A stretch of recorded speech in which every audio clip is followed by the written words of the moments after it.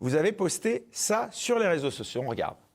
Salut à tous, vous voyez là je suis dans la ville dans laquelle j'ai grandi, 10 000 habitants je crois, et depuis quelques années maintenant tous les soirs on est comme ça, voilà, à la sortie, on se demande un peu ce qui se passe, mais en gros t'as des réfugiés afghans qui traînent, voilà, toujours au Leclerc en train de t'acheter de la bouffe, à rien branler, bienvenue dans la campagne française.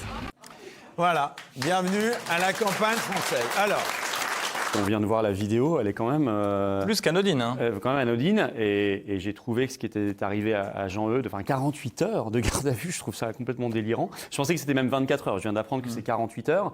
Donc il y a une nuit au milieu, en plus en cellule, dans les conditions qu'on connaît. on rappelle que Jean-Eudes est père de famille de 3 enfants. Tout à fait. Ça me paraît extrêmement grave, et en fait j'ai vraiment voulu immédiatement soutenir parce que ça fait partie d'une dérive.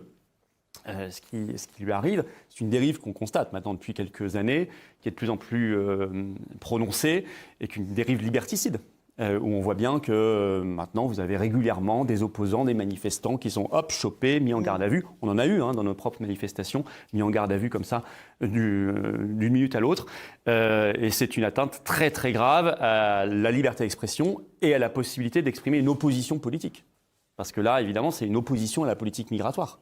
Mais on n'a plus le droit de le dire, on n'a plus le droit de le montrer, on n'a plus le droit de parler du réel, on est immédiatement pourchassé. Et pendant ce temps-là, les vrais racailles, les vrais voleurs, violeurs, cambrioleurs, assassins traînent dans les rues et font leurs méfaits sans problème, puisqu'on met les moyens policiers ailleurs.